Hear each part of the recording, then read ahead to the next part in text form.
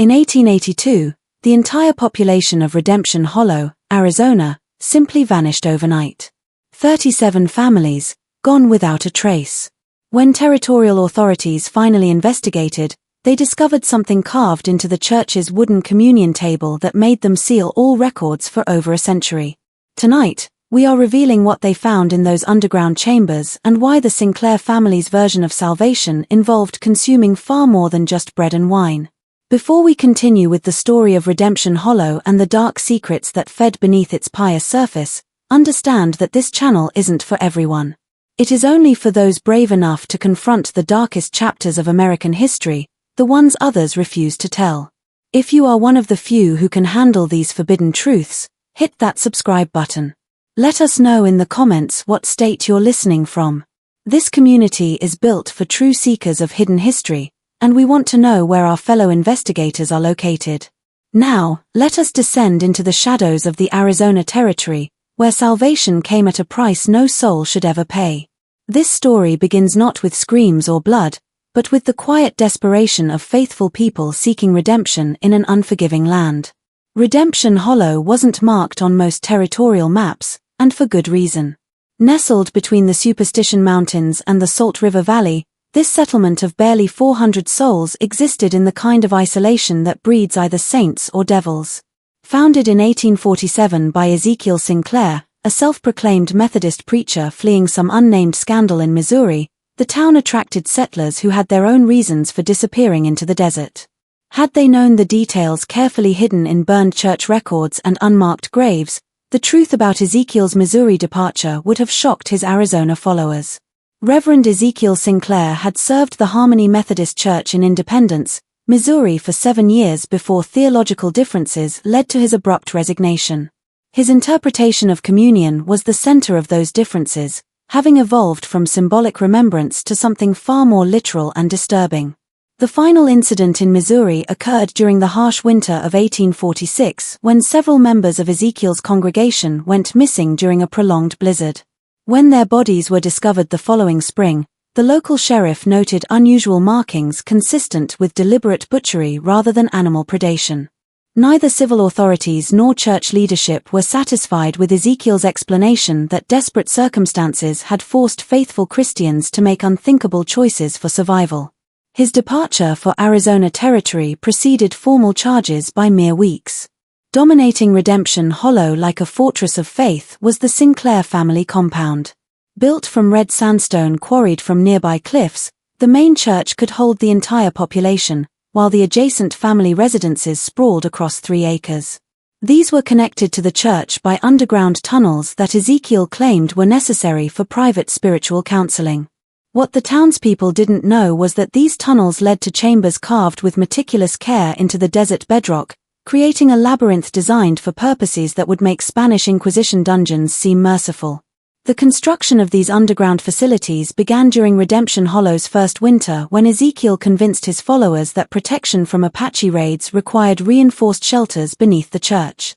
Teams of men worked in shifts to maintain secrecy, excavating tons of rock and sand, creating chambers connected by narrow passages that could be sealed from the inside. The official purpose was community defense. The actual design facilitated imprisonment, torture, and disposal of human remains with industrial efficiency. Ezekiel's wife, Miriam, bore him 7 children, but it was their eldest son, Jeremiah, who inherited both his father's magnetic presence and his hunger for absolute control. Even as a child, Jeremiah displayed an unsettling combination of intelligence and cruelty, organizing elaborate games among the settlement's children that invariably ended with someone being punished for imaginary transgressions. By adolescence, he had begun assisting his father with special counseling sessions in the underground chambers, showing an intuitive understanding of psychological manipulation that impressed even Ezekiel. By 1855, when Ezekiel died under mysterious circumstances, some said poison, others claimed divine judgment, Jeremiah had already established himself as the settlement's spiritual and temporal leader. At 26, he possessed the kind of dark charisma that could make murder sound like mercy, backed by an organizational mind that transformed his father's sporadic violence into systematic elimination of threats to Sinclair authority.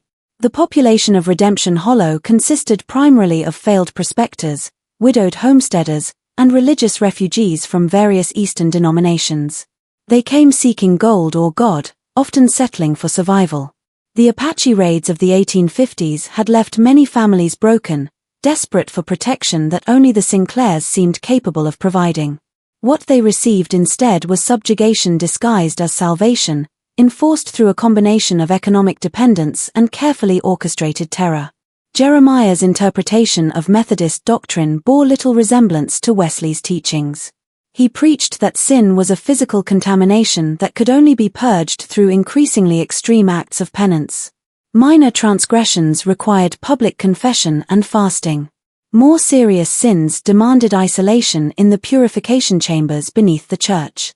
But for those guilty of what Jeremiah deemed abominations against the divine order, only complete spiritual cleansing could save their souls and the souls of the entire community. The town's economy depended entirely on the Sinclair family's mysterious wealth. They owned the general store, the grain mill, and the only well that never ran dry, even during the worst droughts. Jeremiah claimed this prosperity was proof of divine favor, but the source of their capital remained carefully hidden. Property deeds and business records showed a pattern of acquisitions that coincided precisely with the disappearances of previous owners, suggesting that murder had been as profitable as it was spiritually satisfying for the Sinclair family. October 13, 1858, a date that would forever divide Redemption Hollow's history into before and after. Thomas Crawford, a traveling merchant from Tucson, arrived with a wagon full of supplies and questions that should have remained unasked. Crawford had been trading throughout the territory for 15 years, and he possessed the kind of practical skepticism that comes from seeing humanity at its worst. He noticed things others missed, and what he noticed in Redemption Hollow filled him with unease. Crawford's practiced eye immediately detected the subtle signs of a community living under systematic oppression. The settlement seemed prosperous enough, but he observed children who flinched when adults spoke too loudly, women who hurried past the church with downcast eyes, and men whose conversations ceased abruptly whenever strangers approached. Most disturbing were the families he'd traded with the previous year who were nowhere to be found, their homes occupied by nervous newcomers who claimed the previous residents had moved on to better opportunities. The merchant's first mistake was asking direct questions about these missing families. When he inquired about the Pattersons, who'd purchased significant quantities of farming supplies just 6 months earlier, he was told they'd received urgent word of inheritance opportunities in California and departed immediately. The explanation satisfied most listeners, but Crawford noticed that the Patterson children's belongings remained in their former home, including a beloved doll that no 6-year-old girl would abandon willingly. Crawford's second mistake was expressing skepticism about Jeremiah's increasingly elaborate sermons regarding divine judgment and purification. During his 2-day stay, he attended Sunday service and witnessed the preacher deliver a theological discourse that transformed Christian doctrine into something unrecognizable. Jeremiah spoke of communion as literal consumption of sin, of purification through fire and blade, and of the chosen few who were called to cleanse the world through sacred consumption. "The Lord commands us to be fishers of men," Jeremiah proclaimed from his pulpit, his voice carrying the hypnotic cadence that held his congregation spellbound. But fishing requires proper preparation of the catch. The contaminated flesh must be purged of sin before it can nourish the righteous. Those who resist this purification endanger not only their own souls, but the spiritual welfare of our entire community. Crawford's final mistake was discovering the narrow cellar door hidden behind the church's altar during an evening when he'd sought shelter from a sudden sandstorm. The merchant had intended merely to wait out the weather in the church vestibule, but his curiosity was aroused by sounds echoing from beneath the building, sounds that resembled human voices raised in distress rather than prayer. What Crawford found in that underground chamber would haunt his final hours and create the first documented evidence of the Sinclair's true nature. The room was carved directly from the bedrock, its walls lined with iron shackles and peculiar drainage channels that led to a central depression. The floor bore stains that no amount of scrubbing could remove, and the air carried the stench of something far worse than death, the stench of deliberate desecration, of human dignity systematically destroyed through ritualized torture. The chamber contained implements that belonged in no Christian facility, restraining devices designed to hold struggling victims, cutting tools arranged with surgical precision, and collection vessels positioned to capture fluids from suspended bodies. Carved into the stone walls were biblical verses, but twisted to justify unspeakable acts. "Take, eat, this is my body, and he that eateth my flesh and drinketh my blood dwelleth in me." But it was the wooden table at the chamber's center that revealed the full horror of Redemption Hollow's secret. Carved into its surface were 31 names, each accompanied by a date and a single word: cleansed. The most recent entry, dated just 2 weeks prior, belonged to the Patterson family, all 4 members, including their 6-year-old daughter Sarah, whose doll still sat on her former bedroom windowsill. Crawford's discovery lasted perhaps 10 minutes before Jeremiah's voice echoed through the chamber like thunder from a vengeful God. "Brother Crawford, you seem to have lost your way." The preacher emerged from the shadows with 3 other men, Marcus, Samuel, and church deacon William Hayes, their faces bearing the kind of calm that accompanies absolute certainty. "But perhaps this is divine providence. Perhaps your soul too requires cleansing." The merchant tried to flee, but the underground passages formed a maze designed to prevent escape.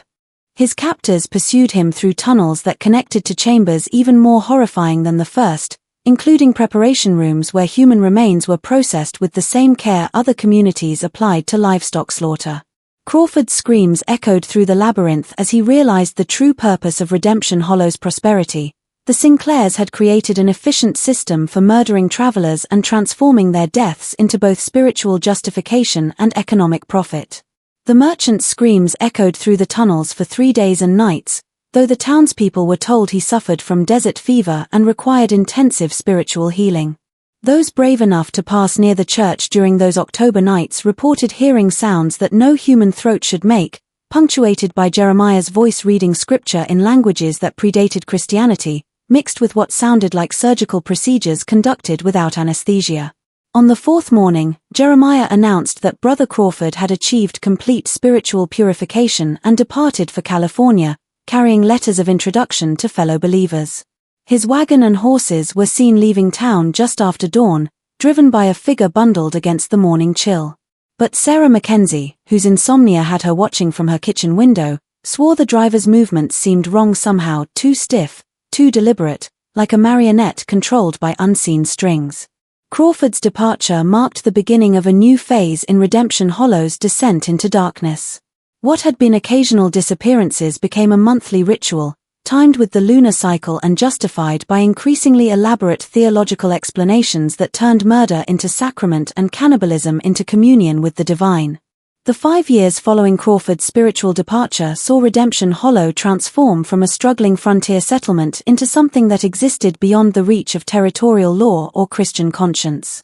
Jeremiah's power grew with each missing soul, his sermons evolving into mesmerizing displays of theological manipulation that convinced his followers they were participants in divine justice rather than witnesses to systematic murder. The Sinclair family expanded their influence through carefully orchestrated marriages and strategic adoptions. Jeremiah took 3 wives in succession, each meeting mysterious ends after bearing him children who inherited his magnetic presence and moral flexibility. His siblings, Marcus, Ruth, Rebecca, and young Samuel, formed an inner circle of absolute loyalty, each managing different aspects of what outsiders might call a criminal enterprise, but they considered sacred duty. Marcus, the eldest brother at 34, oversaw the trials that determined which settlers required spiritual cleansing. These proceedings took place in the main church during new moon nights when darkness concealed the participants' faces and muffled their voices. The accused, always newcomers or those who questioned established authority, faced charges ranging from adultery and theft to the more nebulous crimes of spiritual contamination and divine rebellion. The trials followed a perverse parody of legal procedure that gave legitimacy to predetermined conclusions. Marcus served as prosecutor, presenting evidence that was invariably fabricated but delivered with the conviction of absolute truth. Witnesses testified to sins they claimed to have observed, usually in dreams or visions that revealed the accused's hidden corruption. The jury consisted of church members whose own survival depended on their willingness to condemn others, creating a system where mercy was literally a death sentence for those who showed it. Ruth, now 28 and possessed of an accountant's mind for detail, managed the practical aspects of disappearances. She ensured that missing persons had believable cover stories, that their possessions were redistributed in ways that strengthened community dependence on Sinclair generosity, and that any documentation of their existence was systematically destroyed. Ruth maintained ledgers tracking each cleansing with the same precision other women applied to household budgets, recording not only names and dates, but also the practical yield from each victim's property and personal effects. Her records revealed the industrial efficiency of the Sinclair operation. Each disappearance was preceded by weeks of careful observation to determine the victim's social connections, financial resources, and potential for resistance. Families with children were targeted during school periods when the young ones could be easily controlled. Single adults were preferred during winter months when travel explanations seemed most plausible. Even the timing of departures was calculated to coincide with stagecoach schedules and seasonal migration patterns. Rebecca, the youngest daughter at 25, served as the family's spiritual interpreter, crafting theological justifications for increasingly extreme acts. She claimed to receive divine visions that revealed the hidden sins of community members and the specific purification rituals required for their salvation. Her prophecies always seemed to target those who possessed valuable property or posed potential threats to Sinclair authority, but her delivery was so compelling that even skeptics found themselves questioning their doubts. Rebecca's theological innovations transformed cannibalism from desperate survival into sacred communion. She preached that consuming the flesh of the spiritually contaminated allowed the righteous to absorb and neutralize their sins, preventing the spread of corruption throughout the community. This doctrine justified not only murder, but the careful preparation and distribution of human remains as sacred elements in monthly covenant meals that bound the entire settlement in shared guilt. Young Samuel, barely 14 when Crawford disappeared, showed the most disturbing aptitude for the family's dark calling. While his older siblings managed the logistics of murder, Samuel displayed an intuitive understanding of psychological manipulation that allowed him to identify potential victims weeks before formal accusations began. He possessed his father's charisma without the pretense of moral struggle, embracing evil with the pure enthusiasm of youth uncorrupted by conscience or doubt. Samuel's specialty was recruiting children into the family's inner circle through a combination of bribery, threats, and careful grooming that normalized violence as divine service.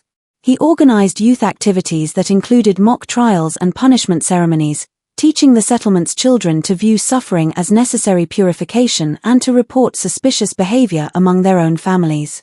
By 1865, Samuel commanded a network of juvenile informants who provided detailed intelligence about every household in Redemption Hollow. The underground chambers beneath the church expanded during this period, creating a labyrinth of purification rooms designed for different types of spiritual cleansing. Some chambers contained only shackles and drainage channels for traditional interrogation and execution. Others held more specialized equipment for extracting confessions or prolonging suffering in the name of thorough soul cleansing. The newest additions included preparation facilities where human remains were processed for consumption, equipped with cutting tables, preservation equipment, and cooking facilities that would have impressed professional butchers.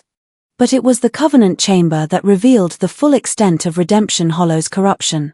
Here the Sinclairs practiced their most blasphemous innovation, the transformation of murder victims into communion elements for their monthly covenant meals.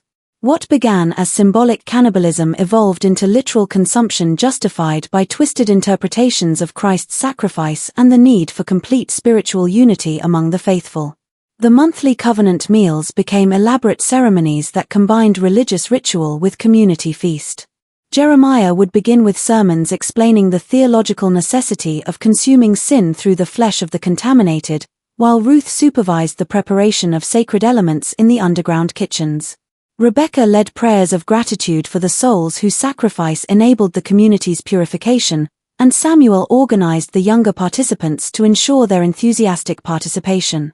The territorial authorities received occasional reports about missing persons in the Redemption Hollow area, but these investigations invariably concluded with the same findings. People moved frequently in frontier Arizona, record-keeping was poor, and Apache raids accounted for many disappearances. The Sinclairs' careful documentation of each victim's departure and their generous contributions to territorial officials ensured that deeper inquiries were politely discouraged. By 1870, Redemption Hollow had achieved an equilibrium of terror that satisfied both the Sinclairs' appetites and the community's need for survival. The settlement prospered economically, its population remained stable through carefully managed recruitment, and its reputation as a model Christian community attracted positive attention from territorial officials who valued any success story in the challenging Arizona frontier. By 1876, Redemption Hollow had achieved a reputation throughout Arizona Territory as a model Christian community where crime was unknown and prosperity blessed the righteous. Travelers praised the settlement's hospitality and the Sinclair family's charitable work among struggling pioneers. What they didn't realize was that this paradise had been built on a foundation of carefully concealed bones and sustained by the systematic elimination of anyone who threatened its dark equilibrium. The catalyst for change arrived in the form of Margaret Riley, a 24-year-old schoolteacher from Boston, whose Eastern education and independent spirit marked her as dangerous from the moment she stepped off the stagecoach. Margaret had come west following her fiancé's death in a mining accident, seeking to rebuild her life through service to frontier children. Her references were impeccable, her demeanor modest and devout, and her savings sufficient to make herself independent, qualities that made her both valuable and threatening to the Sinclair hierarchy. Jeremiah, now 53 and bearing the bloated confidence of a man who'd never faced consequences for his actions, initially viewed Margaret as an opportunity rather than a threat. Her Eastern refinement and educational credentials would enhance Redemption Hollow's reputation, while her obvious vulnerability as a single woman in dangerous territory would ensure her dependence on his protection. What he failed to recognize was the steel beneath her proper Victorian exterior and the analytical mind hidden behind her gentle demeanor. Margaret's first weeks in Redemption Hollow passed without incident. She established her school in the church's upper room, taught reading and arithmetic to 37 children, and attended Sunday services with appropriate reverence. But her training in rational inquiry and her natural empathy for suffering made her notice discrepancies that longtime residents had learned to ignore. The children spoke of missing playmates with a matter-of-fact acceptance that chilled her. When she asked about the Morrison boy who'd apparently vanished the previous spring, her students explained that he'd been called home to Jesus during a special purification ceremony. Similar explanations accounted for the absence of other children, always following some period of behavioral problems or family difficulties. More disturbing were the subtle signs of malnutrition and psychological trauma among her students. Despite Redemption Hollow's apparent prosperity, many children bore the hollow-eyed look of chronic hunger. They flinched at sudden movements, spoke in whispers even during recreational activities, and displayed an unnatural fear of authority figures. Several bore poorly healed injuries that suggested systematic abuse disguised as religious discipline. Margaret's methodical mind began cataloguing these observations in a private journal, initially intending to document the challenges of frontier education for potential publication. But as patterns emerged, her academic exercise transformed into criminal investigation. The monthly covenant meals that followed each new moon, the families that vanished completely, leaving behind only explanations of urgent departures, the underground chambers that children mentioned in frightened whispers before being silenced by older siblings. Her first direct confrontation with the settlement's true nature came during her third month in Redemption Hollow when the Hendricks family disappeared overnight. John Hendricks had questioned Jeremiah's interpretation of Scripture during a Sunday service, suggesting that Christ's message emphasized forgiveness rather than punishment. The theological debate continued after service with Hendricks citing chapter and verse to support his position while Jeremiah's responses grew increasingly heated. 3 days later, neighbors found the Hendricks homestead abandoned with signs of hasty departure, but no indication of their destination. Jeremiah announced that the family had received urgent word of inheritance opportunities in California and departed immediately to avoid losing their claim. Their property, naturally, would be held in trust by the church until their return. Margaret knew the Hendricks family personally. She taught their 3 children and had taken Sunday dinner with them just days before their departure. She also knew that John Hendricks had recently broken his leg in a farming accident and could barely walk, let alone undertake a journey to California. When she expressed these concerns to other community members, she was met with nervous silence or gentle suggestions that Eastern ladies sometimes misunderstood frontier realities. Margaret's investigation might have ended with cautious speculation, if not for the discovery that transformed her from curious observer to desperate fugitive. While organizing her classroom after a particularly difficult day with increasingly frightened students, she knocked over a loose floorboard that revealed a child-sized hiding space beneath. Inside, wrapped in oilcloth and hidden with the desperate care of someone expecting death, was a journal belonging to 12-year-old Billy Morrison, the boy whose disappearance her students had explained with such disturbing acceptance. Billy's journal chronicled his growing awareness of Redemption Hollow's true nature with the brutal honesty that only children possess. He'd witnessed his father's trial through a crack in the church floor, watching as Marcus Sinclair read charges of adultery based on evidence that Billy knew was fabricated. He'd seen his mother dragged to the purification chambers and heard her screams for 3 nights before the sound stopped forever. Most horrifically, he'd watched through his bedroom window as figures moved between the church and cemetery in the dark hours before dawn, carrying bundles that were too large to be supplies and too carefully handled to be anything but human remains. The journal's final entries described Billy's growing realization that his own turn was approaching. Jeremiah had begun asking pointed questions about his spiritual development and his willingness to honor his parents' sacrifice through total obedience. Other children had reported Billy's reluctance to participate in certain church activities, marking him as potentially contaminated by his parents' sins. His last entry, dated the night before his disappearance, contained a desperate plea: "If someone finds this, know that we didn't leave. We were taken. And if you're smart, you'll run before they take you, too." Margaret's hands trembled as she read Billy's account of the Covenant meals, described with the clinical precision of a child trying to understand adult horrors. The monthly gatherings weren't metaphorical communion, but literal consumption of previous victims, justified by sermons that transformed cannibalism into sacred ritual. The bread served at these ceremonies came from the preparation chamber, where human flesh was processed with the same care other churches applied to wine and wafers. Just when we thought we'd seen it all, the horror in Redemption Hollow intensifies. If this story is giving you chills, share this video with a friend who loves dark mysteries. Hit that like button to support our content, and don't forget to subscribe to never miss stories like this. Let's discover together what happens next in Margaret's terrifying discovery. Armed with Billy's testimony, Margaret began planning her escape from Redemption Hollow. But she soon discovered that leaving the settlement was far more difficult than entering it. The Sinclairs maintained careful watch over potential departures, requiring advanced notice and acceptable justification for any travel plans. Those who attempted to leave without permission were invariably brought back for community consultation about their spiritual welfare. Margaret's situation became more precarious when Ruth Sinclair approached her with an invitation to join the inner circle of church ladies who assisted with special ceremonies. The invitation was presented as an honor, but Margaret recognized it as a test. Her acceptance would grant her access to the full truth about Redemption Hollow's practices, but it would also make her complicit in murders she couldn't prevent or escape. The October Covenant meal approached like an execution date.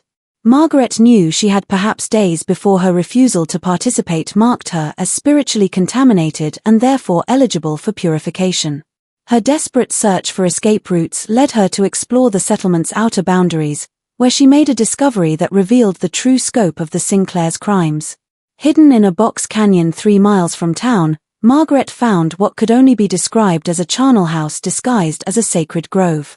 Dozens of skulls lined carefully constructed stone shelves, each bearing carved inscriptions that included names, dates, and spiritual assessments. The remains showed signs of careful preparation, bones cleaned and sorted, some showing knife marks consistent with deliberate dismemberment. But it was the central altar that revealed the industrial scale of Redemption Hollow's cannibalistic practices. The stone surface bore permanent stains and fixtures designed to facilitate the efficient processing of human remains. Channels directed fluids to collection vessels, while specialized tools lay arranged with the precision of a surgeon's instruments. This wasn't the site of occasional ritual murder, but of systematic human harvest conducted with businesslike efficiency. Margaret's final night in Redemption Hollow began with the sound of approaching footsteps and the certain knowledge that her investigation had been discovered. Through her cabin window, she could see torches moving through the settlement like hunting wolves, while Jeremiah's voice echoed from the church bell tower, calling the faithful to participate in an emergency purification ceremony. The target of their spiritual attention wasn't mentioned by name, but Margaret knew she was the evening sacrifice to their perverted vision of divine justice. The confrontation that would either save Margaret Riley or add her name to the wooden communion table began at midnight on October 30, 1876, when the last rational soul in Redemption Hollow barricaded herself in the schoolhouse and waited for the inevitable assault. Through the windows, she could see the entire settlement moving with the coordinated precision of a predatory pack, their torches creating a ring of light that gradually contracted around her refuge like a noose tightening around condemned flesh. Jeremiah's voice boomed across the settlement, no longer bothering with the pretense of reasonable discourse. The mask of benevolent spiritual authority had fallen away completely, revealing the megalomaniacal cannibal who had spent decades justifying murder as divine service. Sister Riley, your pride has poisoned this holy community for too long. But our merciful God offers redemption even to the most corrupted souls. Come forth willingly and your purification will be swift. Resist, and we shall be forced to extract the contamination slowly, as befits such stubborn sin. Margaret had used her final hours of freedom to document everything she'd learned about the Sinclair family's crimes, creating multiple copies of Billy Morrison's journal and her own observations. She'd hidden these documents throughout the schoolhouse and buried additional copies in locations around the settlement, hoping that if she couldn't escape to carry the truth beyond Redemption Hollow's borders, perhaps evidence would survive to expose the horror when outsiders eventually investigated her disappearance. Her response to Jeremiah's ultimatum echoed through the settlement with the clear diction of a trained educator addressing particularly stubborn students. I know what you are, Jeremiah Sinclair.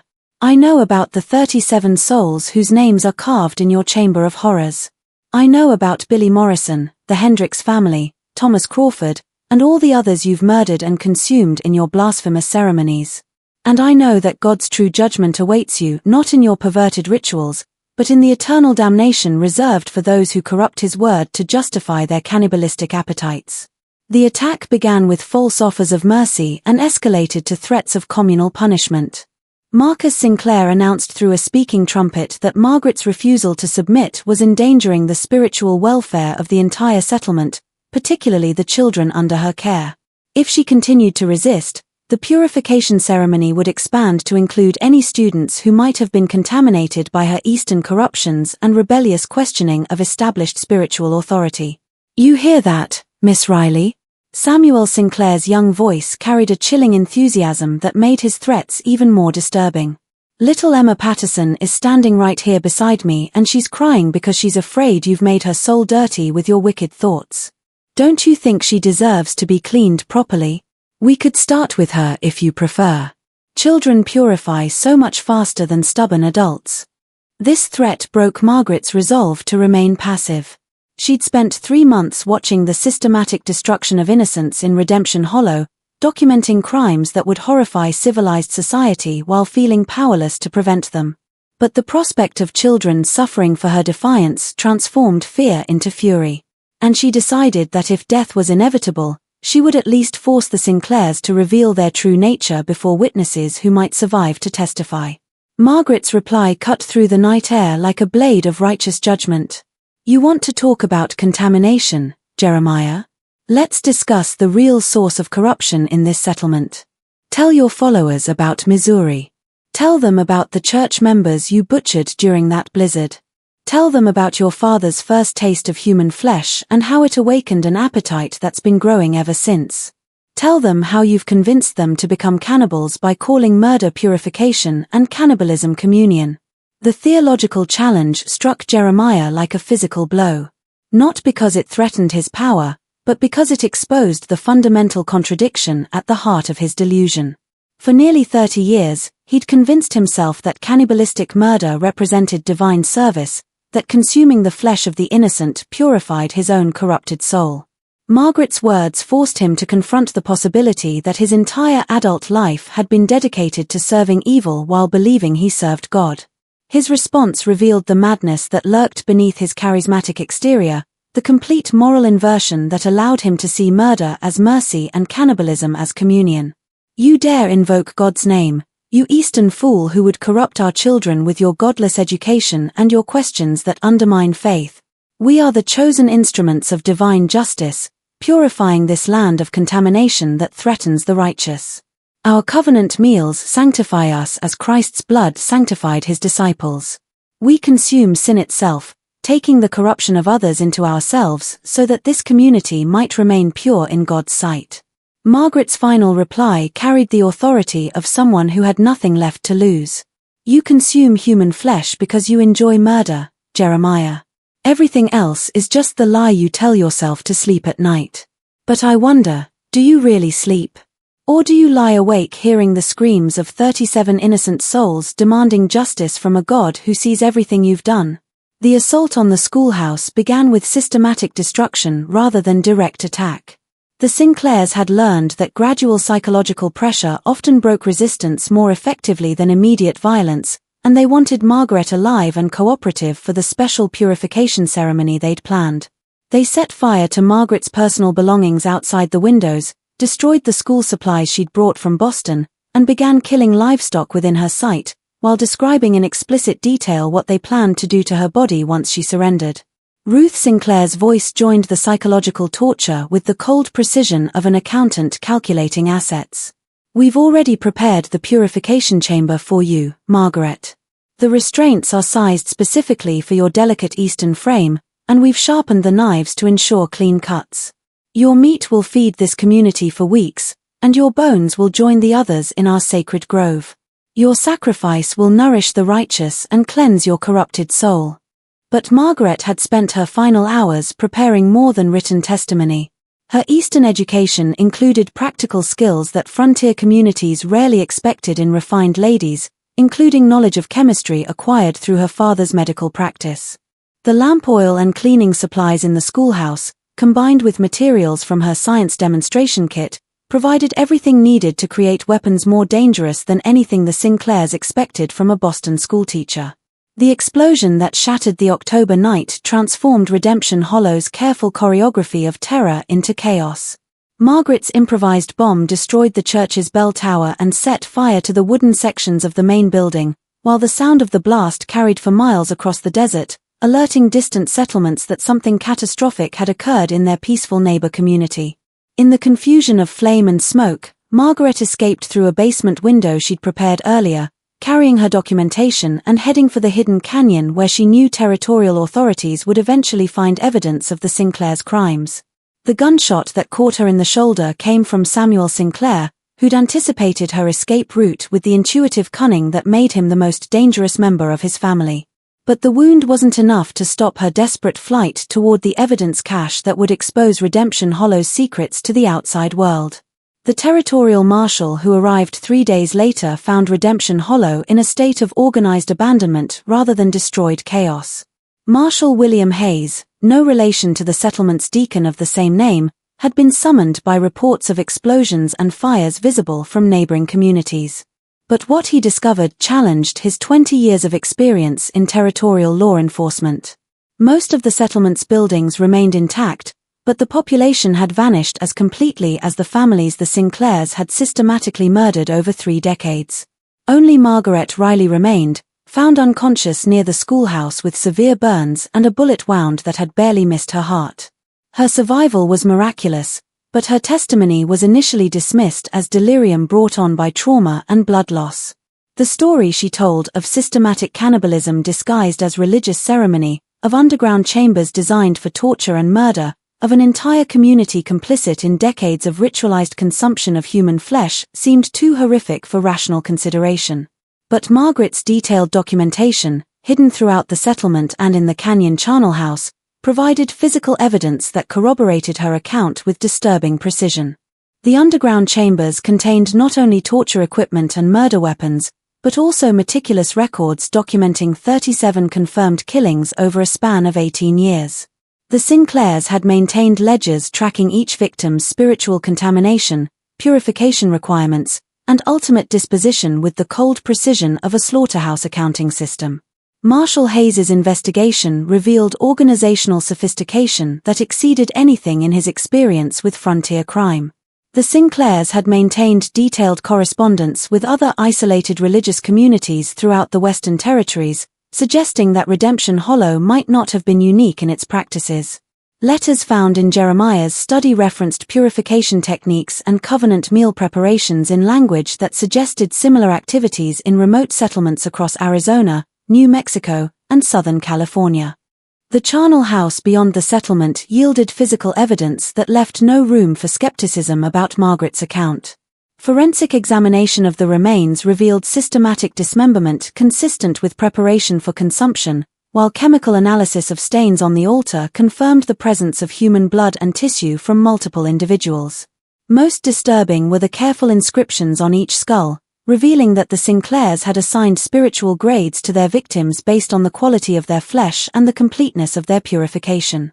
Dr. Charles Morrison, the territorial physician who examined the remains, wrote in his official report, "The level of anatomical knowledge displayed in the preparation of these remains suggests medical training or extensive practice in human dissection. The cuts are precise, the bone separation clean, and the preservation methods indicate familiarity with techniques used in both medical schools and commercial meat processing. This was not the work of deranged amateurs, but of individuals who had perfected their methods through years of systematic practice." But the true horror of Redemption Hollow lay not in the physical evidence of murder and cannibalism, but in the psychological documentation the Sinclairs had maintained. Their private journals revealed the gradual transformation of a struggling frontier preacher into a cannibalistic cult leader, tracking Jeremiah's descent from biblical literalism through theological innovation to complete moral inversion.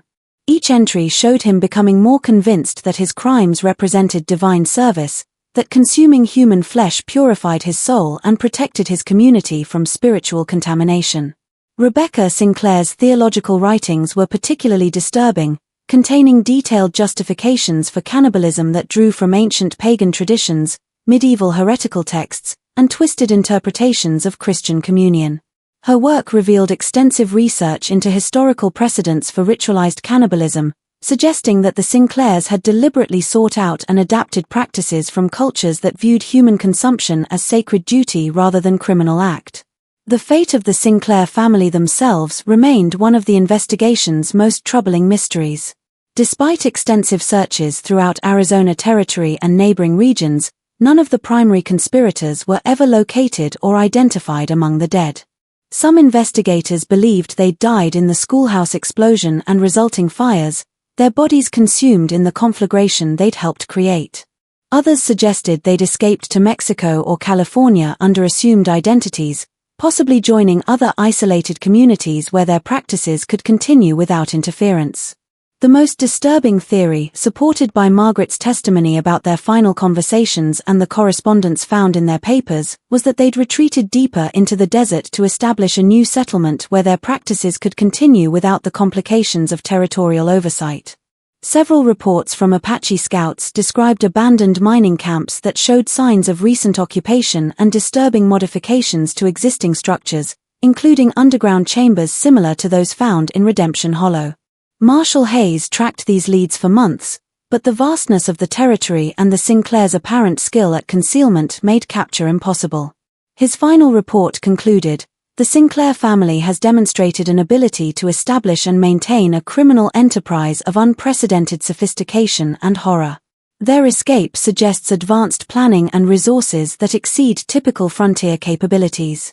All territorial authorities should be alert for similar patterns of settlement establishment, community isolation, and suspicious disappearances that might indicate the re-establishment of their practices elsewhere."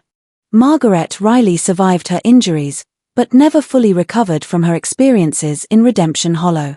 The physical wounds healed within months, but the psychological trauma of witnessing systematic cannibalism disguised as religious worship haunted her for the remainder of her life. She returned to Boston, where she spent decades working with charitable organizations dedicated to protecting children from religious abuse and helping law enforcement agencies recognize the warning signs of cultic manipulation. Her detailed account of the Sinclair family's crimes became a confidential document within territorial and later federal law enforcement, cited in training materials about cult behavior and used to identify similar patterns in other isolated communities. The case file remained classified for over 50 years, Released only after researchers studying religious extremism in the American West petitioned for access to historical documents that might help understand the psychological mechanisms that enable systematic atrocity within religious communities. The settlement of Redemption Hollow was officially disbanded, its buildings left to decay in the desert heat while its land was declared unsuitable for development. Local Apache tribes, who had always avoided the area claiming it was haunted by angry spirits, continued to warn travelers away from the abandoned buildings. Their oral traditions, passed down through generations, spoke of white settlers who had offended the natural order by consuming their own kind and whose corruption lingered in the very soil. Several attempts were made over the following decades to resettle the area, but none succeeded for more than a few months. Families reported persistent nightmares, children refused to sleep alone, and livestock exhibited unusual behavior that suggested ongoing environmental contamination. By 1890, even the most desperate homesteaders avoided the region, and territorial maps began omitting Redemption Hollow from official surveys. This mystery shows us how isolation and absolute power can transform faith into fanaticism and sanctuary into slaughterhouse. The Sinclair family's crimes weren't the result of sudden madness, but of gradual moral corruption justified by increasingly twisted interpretations of divine will. Their ability to maintain their practices for decades while presenting a facade of Christian respectability demonstrates the dangerous potential of religious authority when combined with geographical isolation and community dependence. What do you think of this story? Do you believe everything was revealed?